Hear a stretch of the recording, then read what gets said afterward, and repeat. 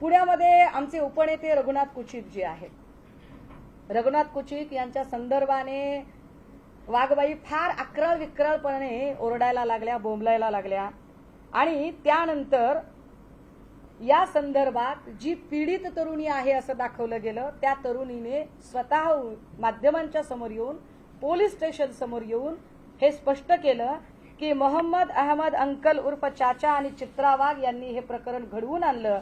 तसंच चित्रा वाघ यांनी सादर केलेले मेसेजचे पुरावे खोटे असून विशिष्ट यंत्रणा वापरून माझ्या मोबाईलवरून कुचिक आणि कुचिक यांच्या मोबाईलवरून मेसेज येत असल्याचं दाखवलं। या सगळ्या आपल्याच माध्यमांनी केलेल्या त्या पीडितेच्या बातम्या आहेत। आपल्याला गोव्यात आणि मुंबईत चित्रा वाघ यांच्या मदतीने डांबून ठेवल्याचा आरोप पीडितेने केला।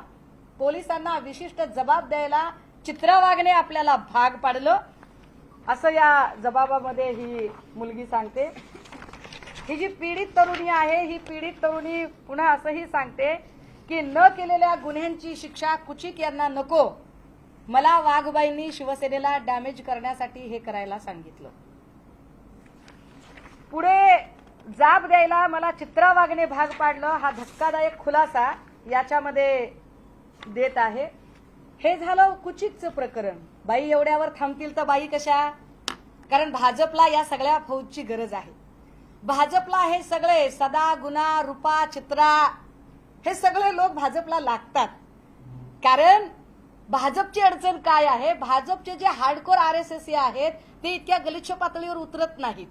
मग त्याच्यासाठी त्यांना बाटगा अधिक कडवा असतो असं म्हणत बाहेरून इम्पोर्ट केलेली लोक लागतात।